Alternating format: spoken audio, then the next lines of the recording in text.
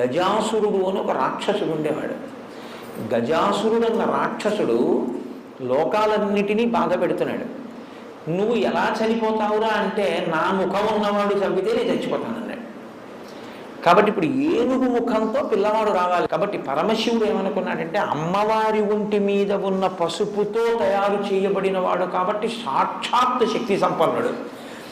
ఇటువంటి పిల్లవాడికి ఏనుగు ముఖం ఉంచితే గజాసుర సంహారం జరుగుతుంది.